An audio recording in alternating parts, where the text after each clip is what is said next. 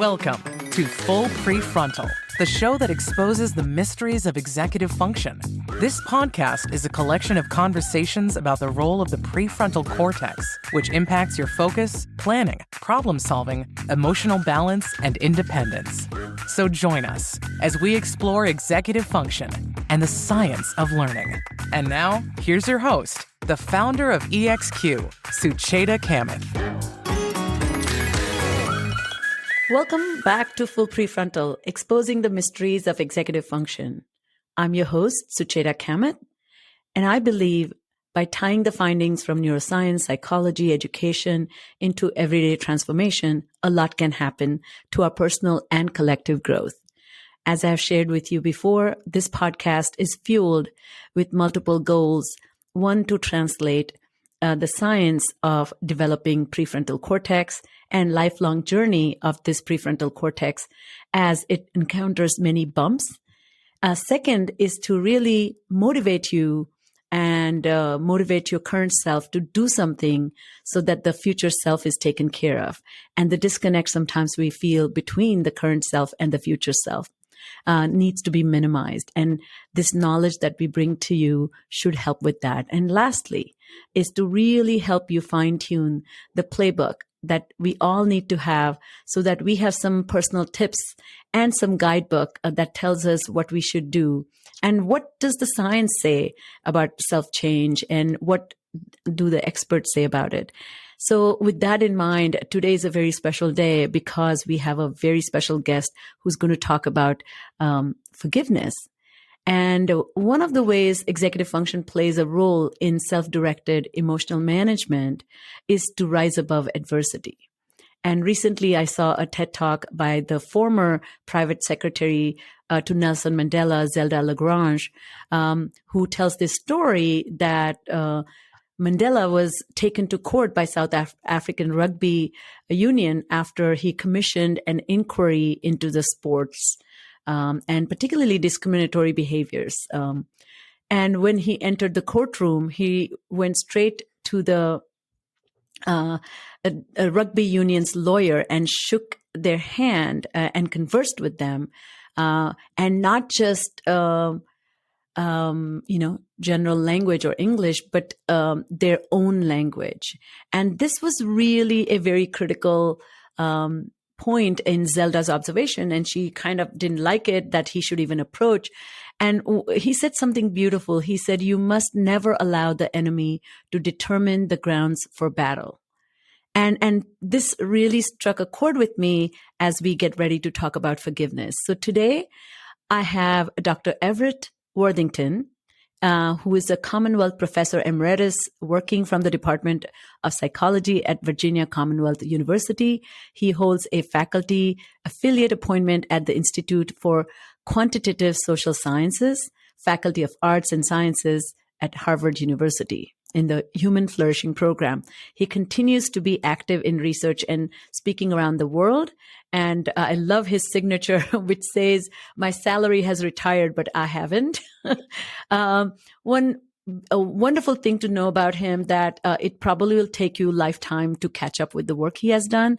He's a licensed clinical psychologist in Virginia. He has published over 40 books and around 500 articles and scholarly chapters, mostly on forgiveness, humility, positive psychology, marriage and family topic, and religion and spirituality. All topics are my favorite. But the most important thing that he doesn't just talk about and research, but he has brought these amazing tools. One particularly his REACH program, REACH, and I'm really looking forward to him talking about it.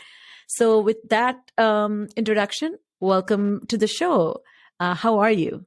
I'm good, Sucheta. Thank you for inviting me on.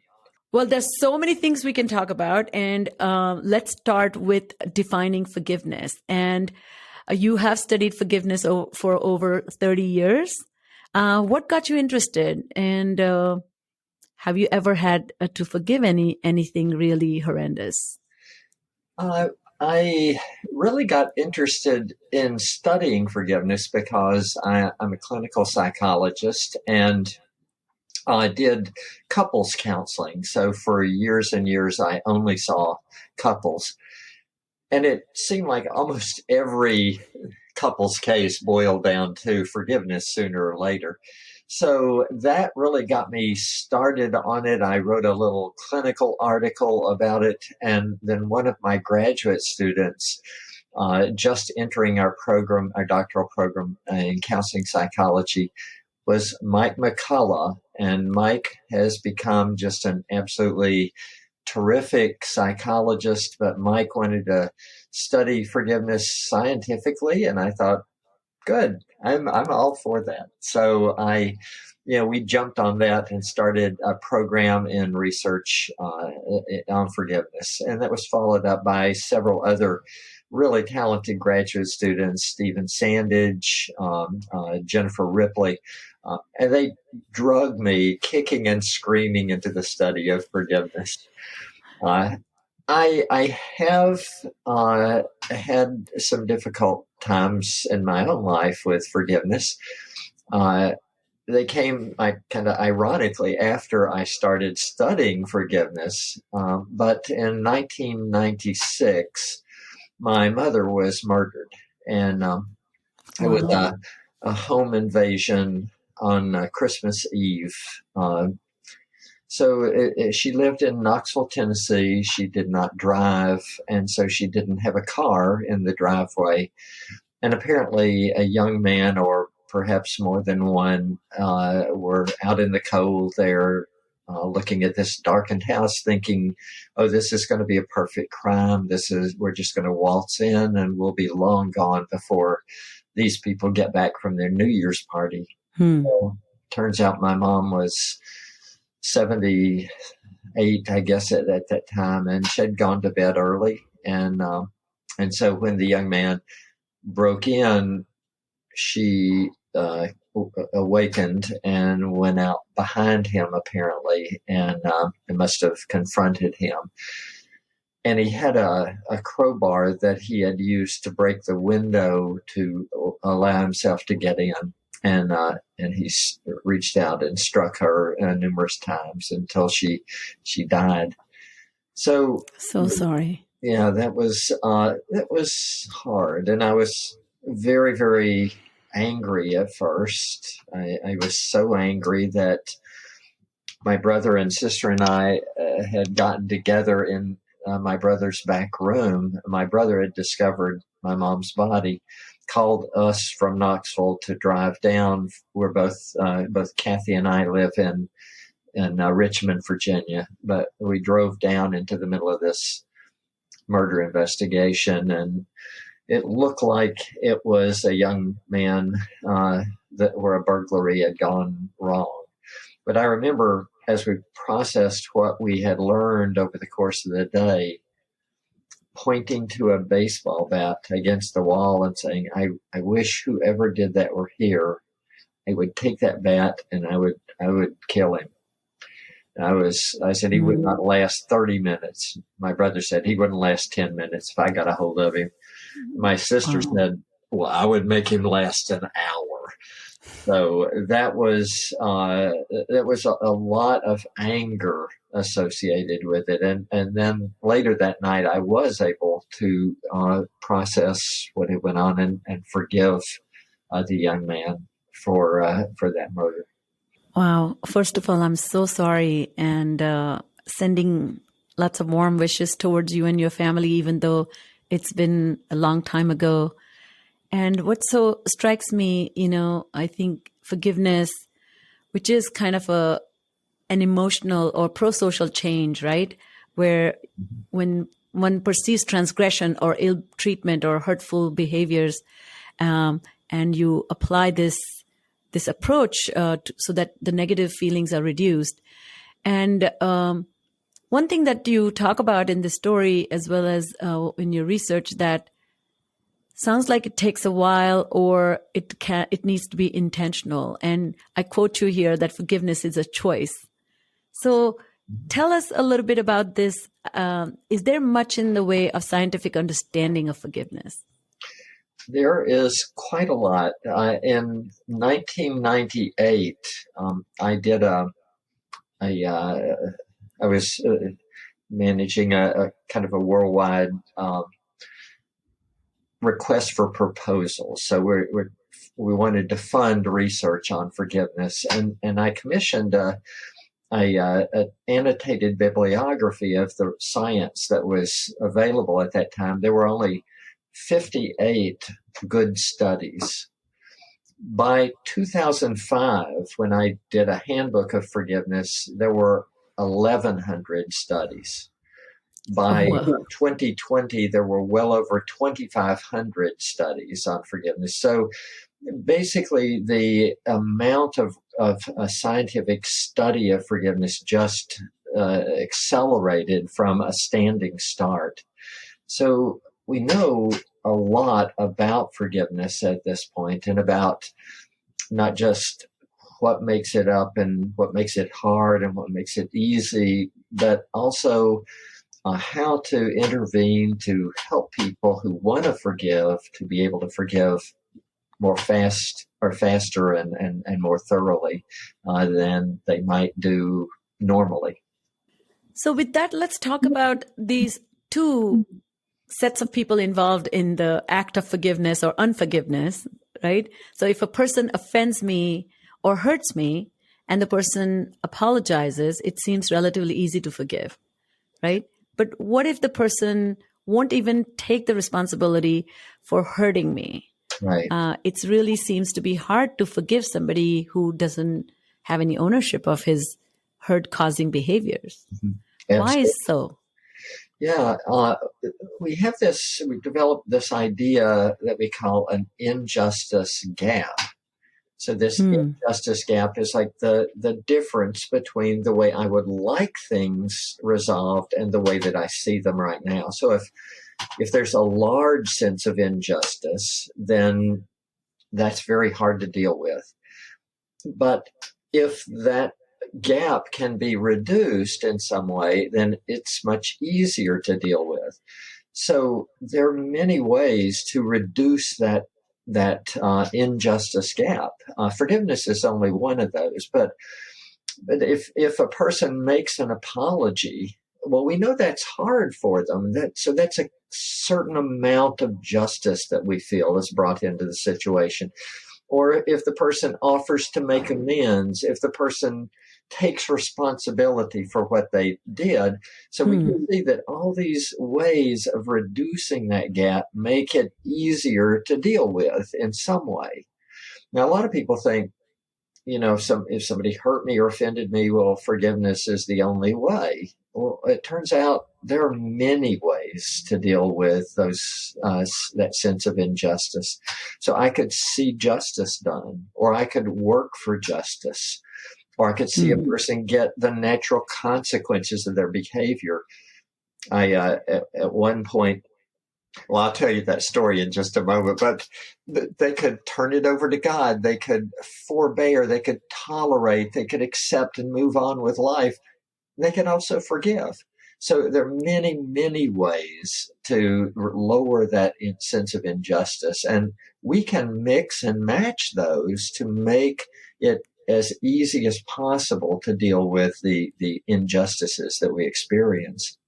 So let me just tell you, what happened. I was riding my bicycle to work, and I was on a street that the speed limit was about 40 miles per hour.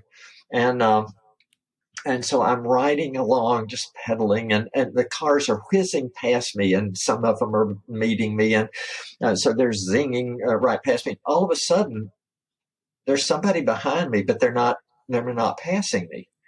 So I looked over my shoulder. It was this big pickup truck, one of these jacked up pickup trucks, and this guy is sitting up there and he's pounding on the steering wheel. And I'm thinking, whoa, this looks like a little road rage brewing here.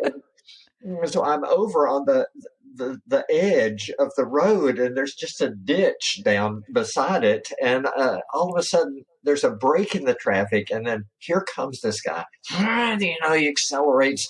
And when he gets right beside me, he just lays on his horn, beep, and so I, of course, ran into the ditch, and I'm like fighting it, and I finally got up onto the highway again, and then I I made an error of judgment. Oh, no. Yes, I made a little gesture to him. Well, I probably shouldn't have done that. And it was just a frustrated gesture like this.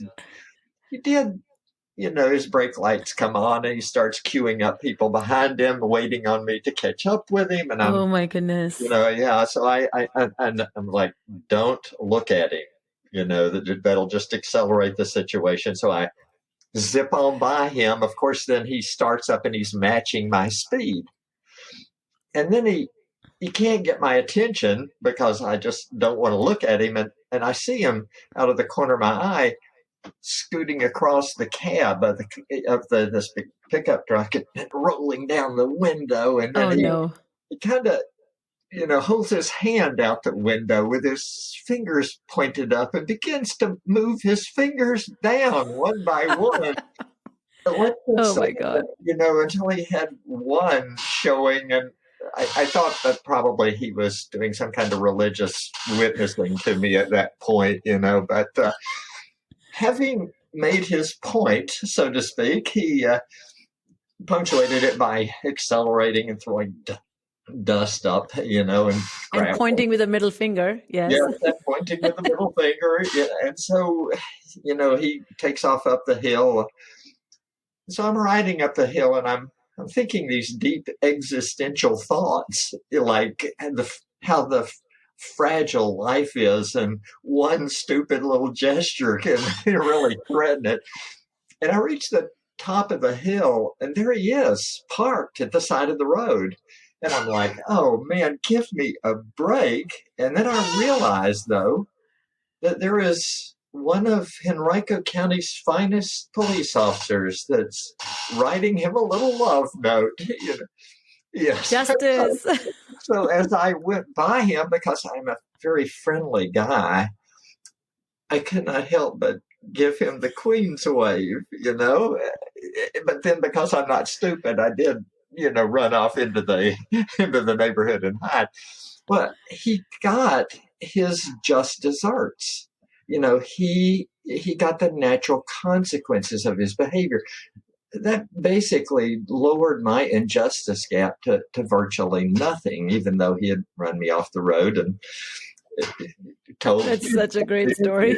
So hopefully that makes the point, so to speak. So a few things stand out about this story. That one, I think we are so viscerally wired to receive fairness and offer fairness. And so that fairness radar is, dialed all the way up.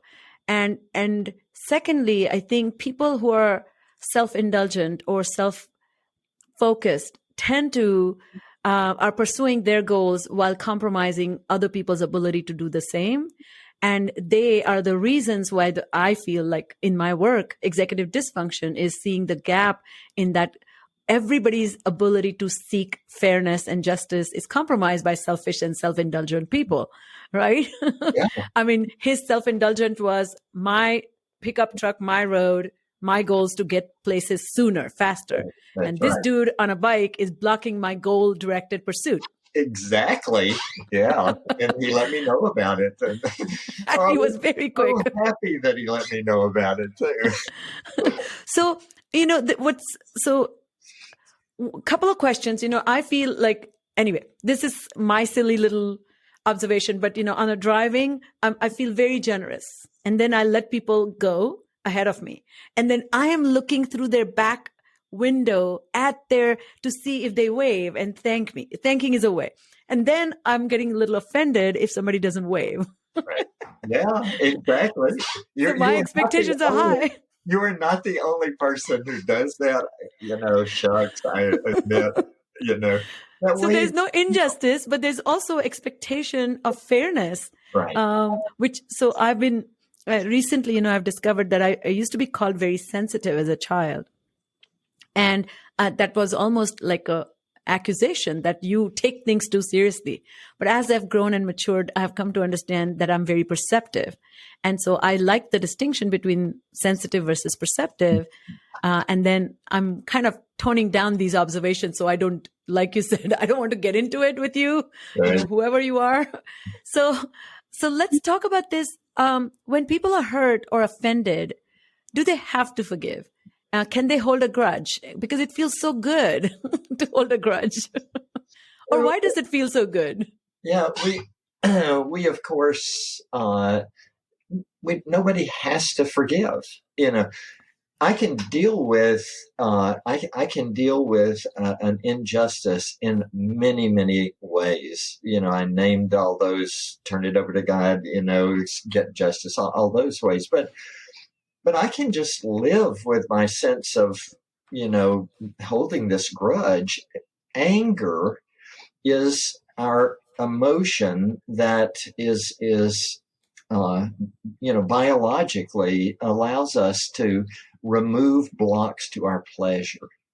So if I cannot get the lid off of that jar of pickles, I get angrier and angrier until finally I remove the block to my pleasure. And so if I'm feeling offended and hurt, one way to make myself feel stronger, especially if I've been belittled and I feel vulnerable because I've been hurt, I can hold on to that grudge, and or I can even seek to get revenge. I didn't mention that, but that is a perfect way to get rid of that injustice gap. It just has one small problem, and that is if I get revenge against somebody, if they're capable at all, they will want revenge against me.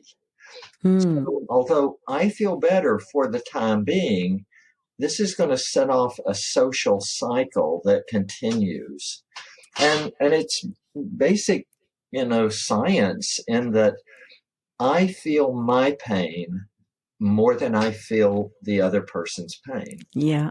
So if I feel that I just have barely hurt this person with a degree of hurt of 1 on a scale of 0 to 10, and they feel their pain more than I do, they think I've hurt them 3. So they have to pay me back. And so they give me what they think is 3, but that hurts me more than they think. So now I'm like, wait a minute, I hurt them 1, they gave me back 5. I owe them 4 to get even. So that's why this not only is a social cycle, but often is an accelerating social cycle where each side one-ups the other by doing something more horrid than the other side did. I don't know if you recently saw this news story. This man, when his daughter turned 18, brought a truck, his pickup truck, which was filled with pennies, and dumped all the child support that he owed in his ex-wife's yard. That's a little passive aggressive, isn't it? So mean and obnoxious. And again, as you said, he felt compelled to pay back for asking him to do his job, but feeling that she doesn't deserve whatever, So true. And so again, I think that goes back to this idea that we have this invisible tally maker in the brain, right, that we are keeping tabs of, are you fair? Is it just? Are you fair? Is it just? And so can you help us connect this with self-control and self-regulation? That is the job of the prefrontal cortex, right? To kind of bring balance and when to let go and not keep the tally versus when to actually do something very strategic, intentional, and to benefit our own personal journey, so to speak. Right. Yeah. And the unfortunate part is, that our prefrontal cortex isn't always good at making that decision in the spur of the moment. No, it's not.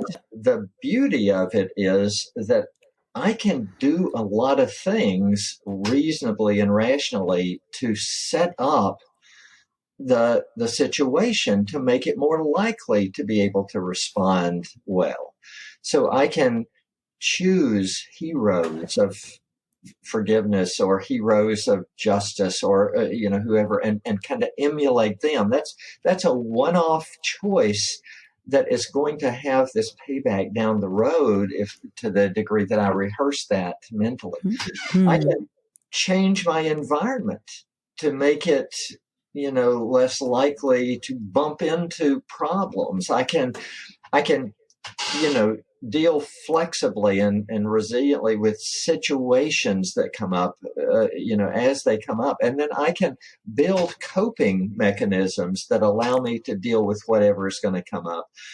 So even though I know how bad New Year's resolutions turn out, they only about 5% of New Year's resolutions succeed, and that usually is willpower. But if I use my prefrontal cortex strategically, then I can, often achieve the self-control that I need, and not have to make decision after decision after decision. So it's a matter of, can I kind of see the big picture and see a strategic way through it, rather than trust to, I have the willpower to deal with everything that comes up. Well, and I think, aren't there, you describe in your work or in your one particular book, but that there are personality virtues that can really aid the process of forgiving, or Right. not allow people to forgive. So you say caring, second is self-control, and third is inquisitiveness. Can you talk a little bit about these traits that we have, which may have given us some leg up, and some people are more capable of than others? And I see this all the time, temperamentally, some people are just itching for a fight. They just want straight for revenge and kind of like punishing other person's transgressions. And you just mentioned 3 of many personalities that are just, those personal qualities that, depend on our maturing, and they depend on that prefrontal cortex maturing by like age 25 or 30 for most men. Works a lot better for women, but as we develop this sense of self-control and we apply it to try to build virtues within ourselves, or build character strengths, things like humility, where we have a 4-part necessary and sufficient conditions for humility. So, a person needs to kind of have an accurate view of their strengths and weaknesses. They need to be teachable to try to correct their weaknesses. They need to have a modest self-presentation. And then it helps to be other-oriented, to lift others up instead of putting them down.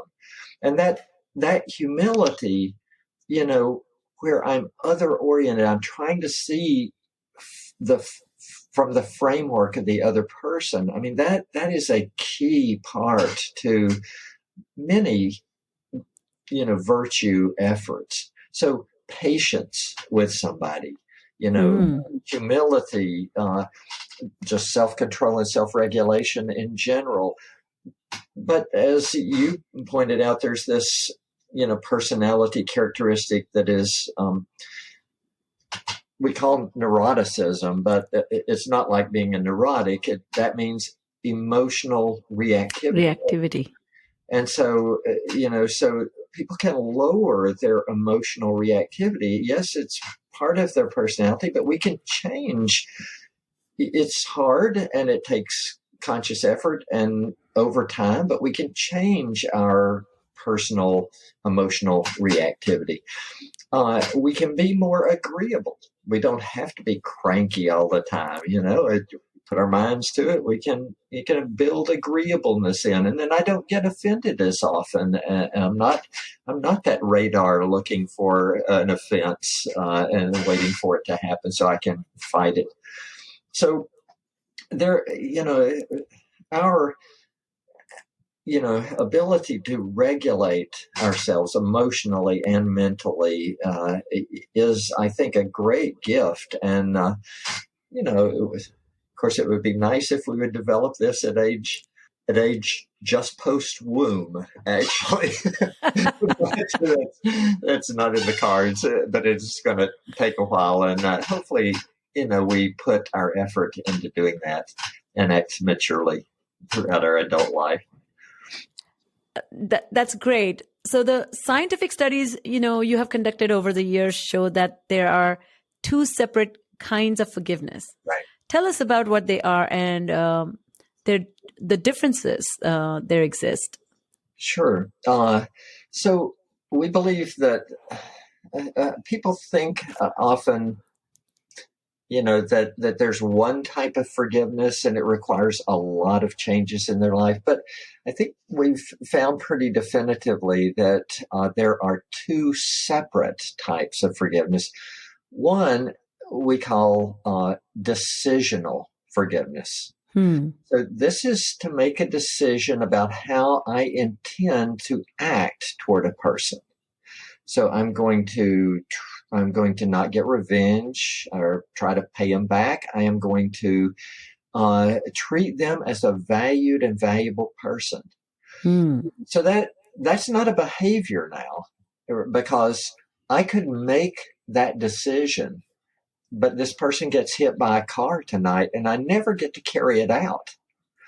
And yet I have still forgiven. So it's what a psychologist calls a behavioral intention statement. But I can make that decision and I can carry it out for the rest of my life and still feel angry and resentful and hostile and full of hate toward this person every time I think about what was done.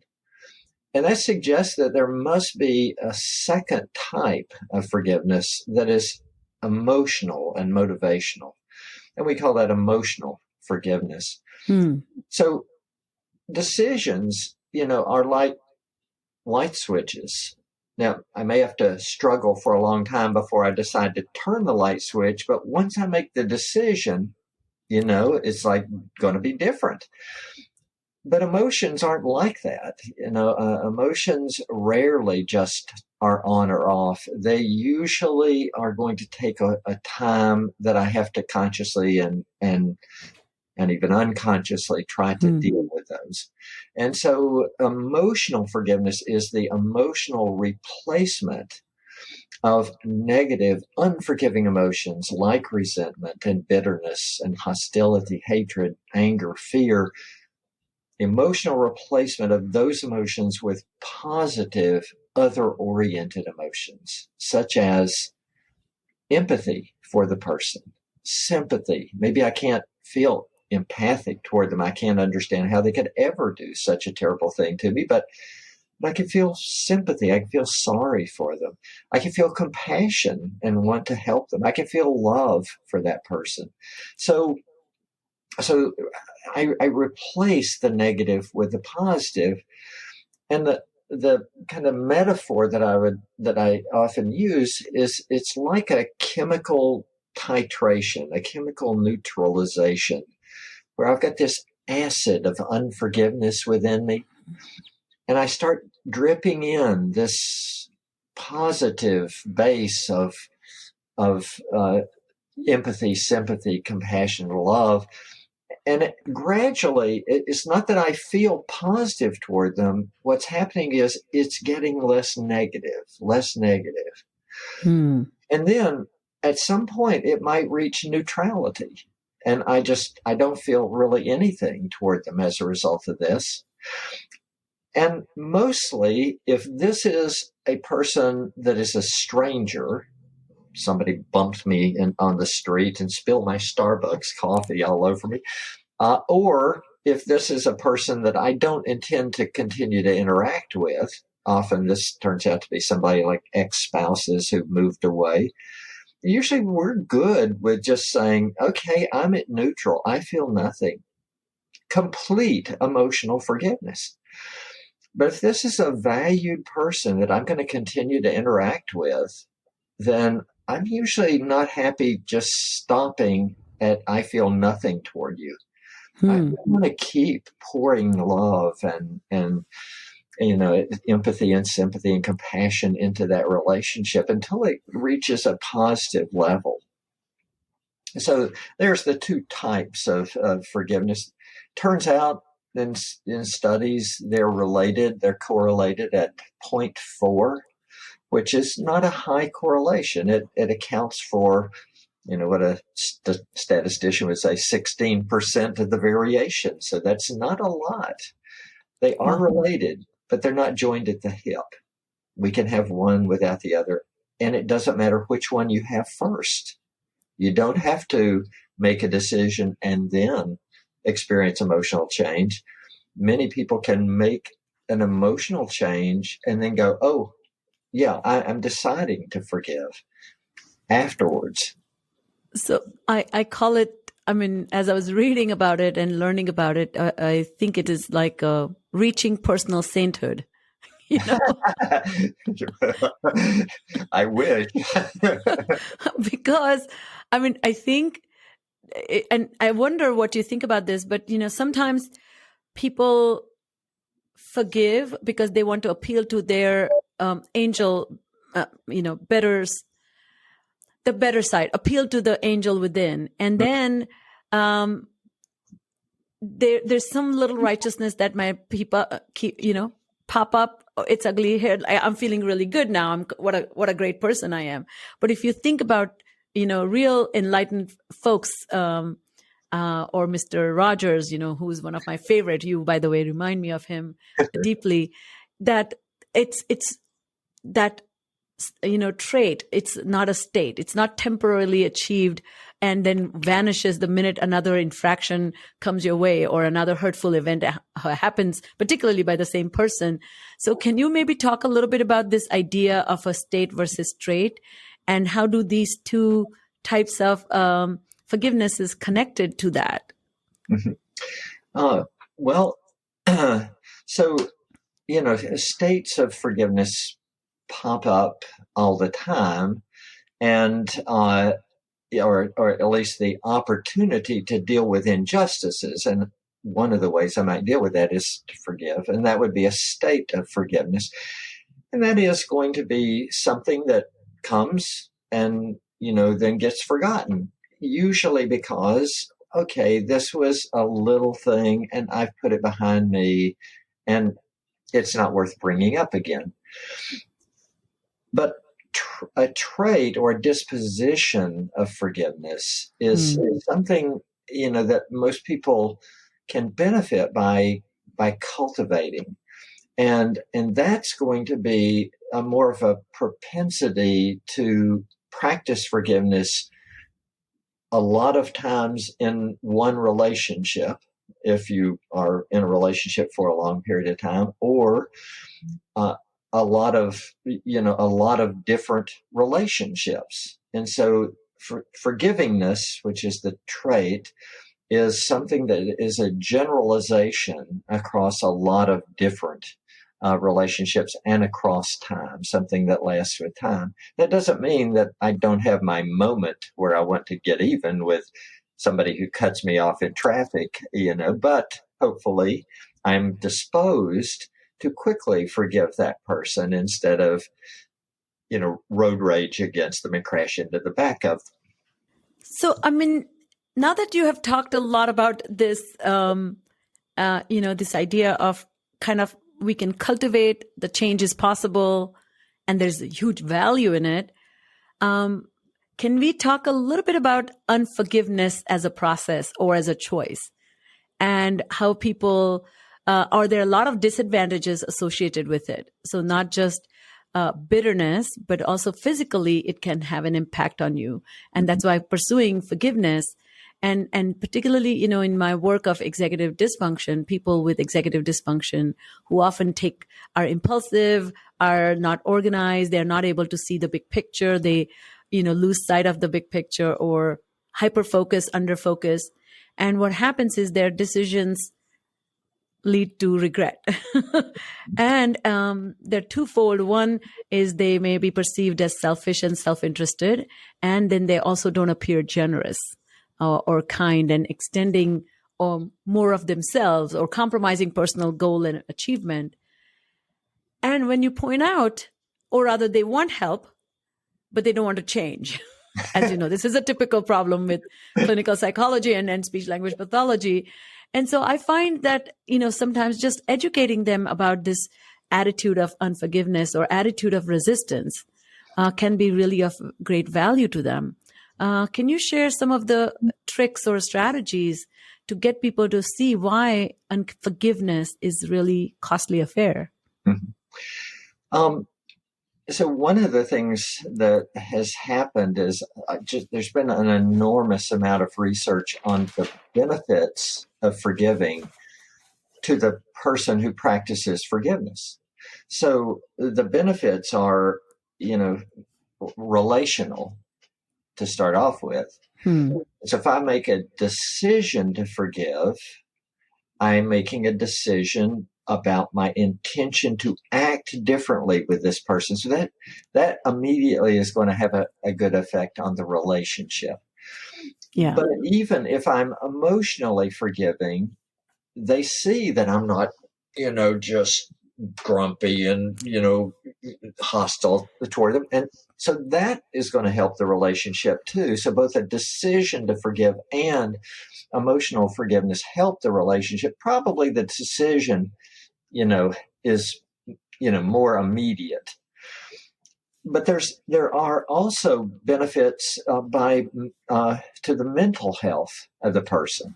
And that mental health benefit of forgiving is usually because a reduction of stress happens when I forgive, and I stop ruminating.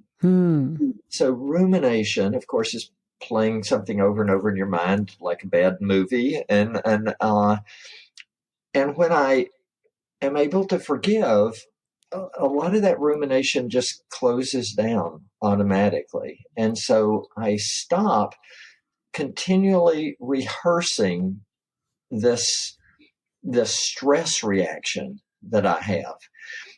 Well, chronic stress that goes along with chronic unforgiveness is going to produce a massive amount of problems and eventually a lot of physical problems. So it's going to increase my risk of cardiovascular problems, of stroke, of high blood pressure, of hypertension. It's going to decrease my immune system functioning. I'm just going to fight off threats to my body less well.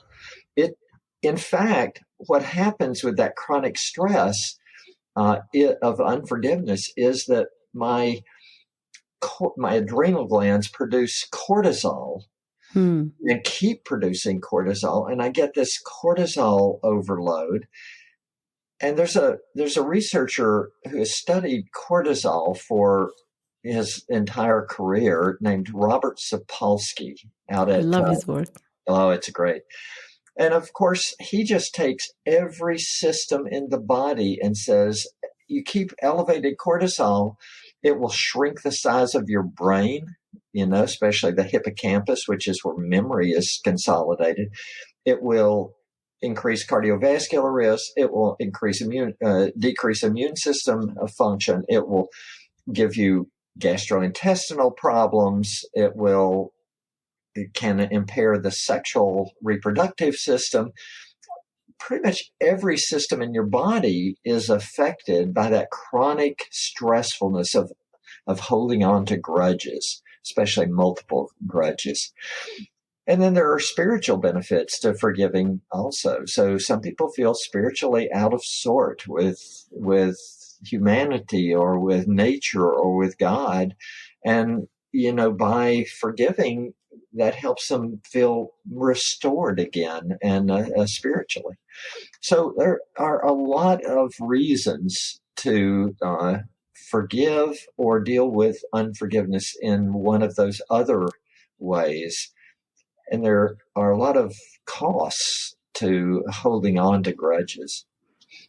That's truly incredible ways we can manage, and we at no point we need to feel helpless. Right.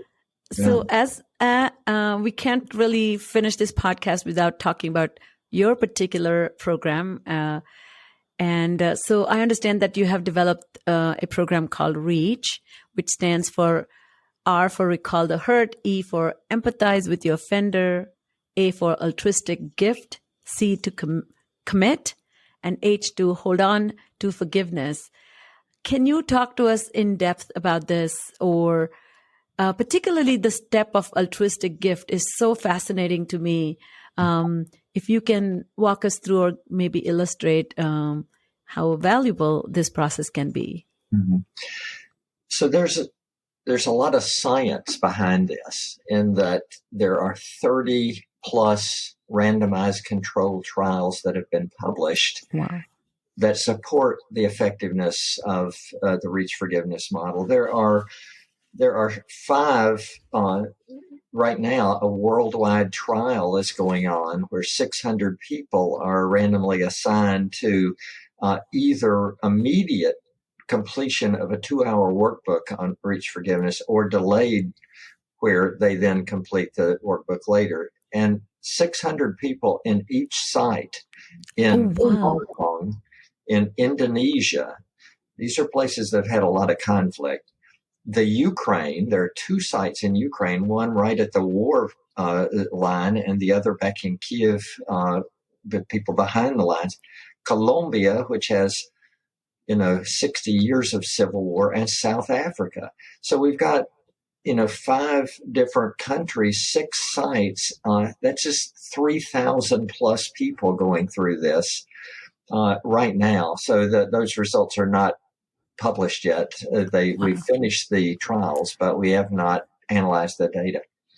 So there's a lot of science supporting that this is good, and basically there is a linear relationship between the amount of time that people spend trying to seriously forgive and the amount of forgiveness that they will experience. So it's a straight line: more time, more forgiveness. Here's the good news. Without even mentioning depression or anxiety, the more time forgiving, the lower the depression goes. Straight line relationship. The more time forgiving, the lower the anxiety goes. So, and the more hope goes up, when people just hope in their life and hope in their relationships. So that's the kind of the science behind this. But let me just illustrate how it might work by going back to the murder of my mom, because there I was, having pointed at that baseball bat and said, I wish I could kill that guy who killed my mom. That night, I went up to my aunt's house to spend the night, and I spent 4 hours walking back and forth around the bed, totally just raging. By 3:00 in the morning, I was like, I need to do something more positive than this. And I sat down on the bed to write a eulogy, thinking about what my mom's life must have meant to raise 3 kids, that she never went over 100 miles from home. And yet, as I thought about that, suddenly it dawned on me that, hey, I have spent 24 hours and I have not allowed myself to think about forgiveness. I mean, at that point, I was a clinical psychologist seeing couples, talking to them about forgiveness. I'd just written my first book on forgiveness. I'd done numerous studies on forgiveness. But I can't personally let myself even think the word forgiveness. And I thought, well, obviously I need to think through this. And so I started applying that REACH forgiveness model. And so I wanted to recall the hurt, R, but not recall it by just rehearsing the same, what a jerk this person is, but rather to think more empathically. And so I tried to imagine what it must be like to be New Year's Eve night. It's cold in Knoxville, Tennessee. He's out there in the cold looking at this darkened house, thinking about how he's going to have a perfect crime. He breaks in.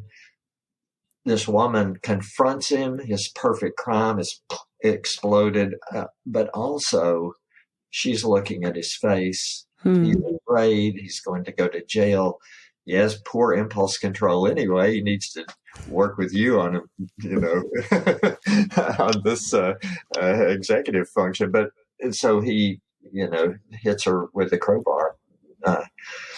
So as I thought through R and E, I saw myself back in that room earlier in the night, pointing to that baseball bat and saying, if he were here, I, at that point, 48 years old, a Christian, a person who's taught about forgiveness and done research on forgiveness, but I would take that and intentionally hit him in the head until he died. And I had better emotional control than he did, probably.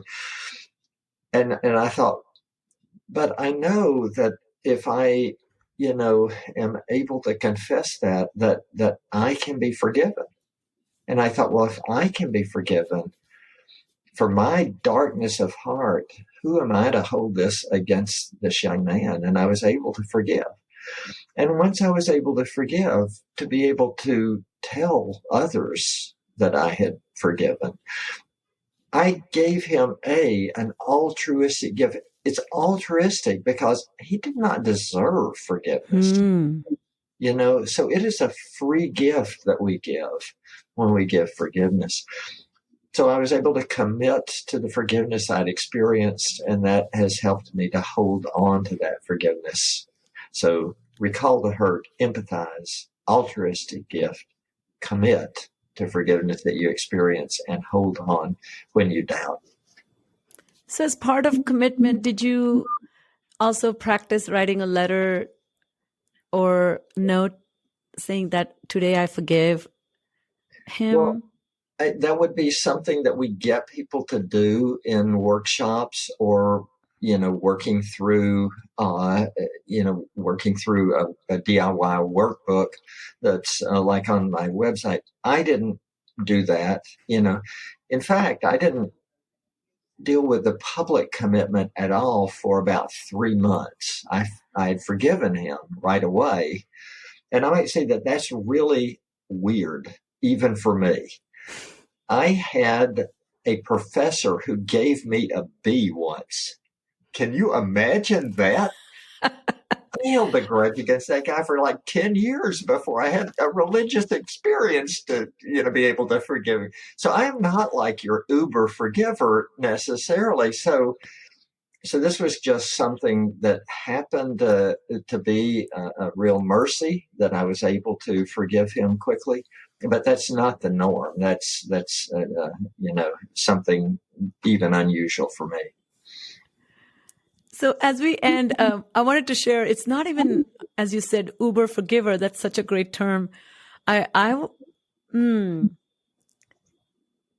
look like I'm rolling with punches, but, I can see things, take a little house, the Monopoly, you have the landing strip, keep building. I feel like I have like a whole range of houses there, all the people who need forgiveness. But one particular, when I was younger, and I was new to this country, I was still a student, not making any money, and I had saved up, and a very dear friend's birthday was there. And so I went and got a very special thing for her, which I wouldn't even buy for myself. And I shipped it to her, and she was a really close connection. And a couple of months go by, she thanked me, all that stuff. And then a couple of months go by, and I went in to visit her, and I find out that she has taken the gift, and she tells me in a very lackadaisical way that her professor's wife's birthday happened to be a month after hers was. And she was invited and she said, oh my God, I was in such a frenzy. I had not, cooked anything. It had been the busiest week. And I looked around and I'm like, what should I give her? And just, I said, oh, that was, that thing was lying there. So I just picked it up and I just repackaged it and gave it as a gift. And I was devastated to hear this tiny story. And 10 years, I spent 10 years ruminating about it. Every time I saw her or my phone calls went down, how I just didn't have unsavory feeling towards her. And she had no idea how much effort and time, and I especially got it for her. And so I was just curious. Of course, time healed it. So I didn't do any active healing there. I never addressed it, never brought it up. I also at one level felt I was being so catty and shallow. So I hated that about myself. Like, who cares? It's a gift. Once it's given, it's a gift. They can own it and they can own the gift to be their own. Oh boy, that was just so hard. Right. So I wish you came into my life earlier and I had some tools. And if I had written a note to myself, like, I forgive you, dear friend. But yeah, I have learned so much about myself through that experience that, there's a grand abstract self-concept. And then when rubber meets the road and your personal concept is challenged, it really hurts to grow into it. Exactly. And, you use some of those alternative ways to deal with the injustice that she did and the hurt that you experienced. So, you didn't address it with forgiveness right away. And so, but some of the other ways of dealing with it helped you get that injustice gap down to where you can continue with it. And one way I have determined to not cause that injustice is if a friend gives me a gift, I wear it when I meet. So I went to Austin and I carried a gift that my friend gave. When I go to India, I carry the gift that my friend has given, even though it requires a lot of planning, but I do it just because I'm committed to not cause the same injustice. Right. minor, but in the scheme of life, but those things hurt, and they can last a long time. It's like the bee. Who cares about me getting a bee? It doesn't matter, but it hurts, and I carried it for a long time. And your professor misjudged you. So if the professor was alive, you would probably go and reach out and show your 500 publications. Well, that thought. No, I have forgiven it. You're so sweet. Well, thank you, Dr. Worthington. You are the most amazing human, and thank you for what you have done for us. As we bring this to an end, do you have any suggestions for our listeners of a few books, maybe one or two, that you feel are quite, other than your books, which I'm going to list in our show notes, but are there any books that you felt influenced or shaped your thought process or your heart? There are a couple of books, maybe three, that really influenced me. And one of those is Desmond Tutu's wonderful book, No Future Without Forgiveness. So that was wonderful, right? And Miroslav Volf, who is a theologian at Yale, did a book called Exclusion and Embrace. And that is a terrific book. It's not super religious, even though he's a theologian. But he tells about his experiences in the Serbia and in that area, the woods. And there's a third one, and I can't quite remember the co-author. I should, but it's L. Gregory Jones, and it's a book about forgiveness in Africa and societal forgiveness. But we can look that up and definitely give the exact book. Yeah. Well, great suggestions. Thank you. So, all right, that's all the time we have today. Thank you again, Dr. Worthington, for being my guest. As you can see, these are important conversations we are having with highly knowledgeable and incredibly qualified and passionate experts. With their unique perspective, we can grow together. So please keep in touch. If you love what you're listening, share with your friends and family, like us on our social media, and definitely leave us a review. That way people can find us. And once again, thank you for tuning in to Full Prefrontal, Exposing the Mysteries of Executive Function. And I'm your host, Sucheta Kamath. Bye-bye. Thank you for listening to Full Prefrontal, Exposing the Mysteries of Executive Function. To contact your host, Sucheta Kamath, and learn more about her work on improving executive function, visit her website at exqinfiniteknowhow.com. That's www.exqinfiniteknowhow.com. Tune in next week for another informative episode of Full Prefrontal, hosted by the founder of EXQ, Sucheta Kamath.